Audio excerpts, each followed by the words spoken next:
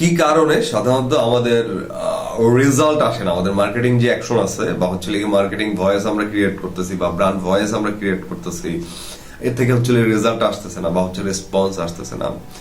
এর অবশ্যই নানাবিধ কারণ আছে, প্রত্যেকটা হচ্ছে কম্পোনেন্টেরই একাধিক হচ্ছে আপনার কারণ থাকে, কিন্তু রেজাল্ট না আসার ক্ষেত্রে আপনার প্রাইমারিলি যে কারণগুলো হয় সেটা হচ্ছে আপনার কমিউনিকেশনের বিগার একটা হচ্ছে জায়গা আছে, যেখান থেকে হচ্ছে আপনার অডিয়েন্স মেইনলি আসলে ডিসিশনটা নেয় বেসড অন দেয়ার ইমোশন।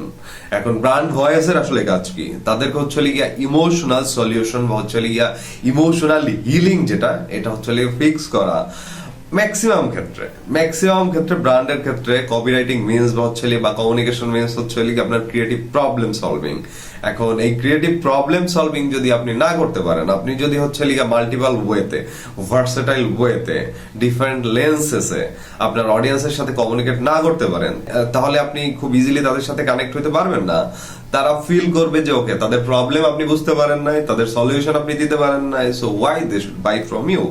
তো আপনার যেটা ফিক্স করতে হবে, তাদেরকে আসলে ইমোশনালি এনগেজ করতে হবে এবং তাদের পয়েন্ট অফ ভিউ বা হচ্ছে তাদের পার্সপেক্টিভ থেকে যদি আপনি চিন্তা করেন, তাহলে খুব ইজিলি তাদের প্রবলেমের সলিউশনটা দিতে পারবেন এবং তারাও এ দ্বারা উপকৃত হবে।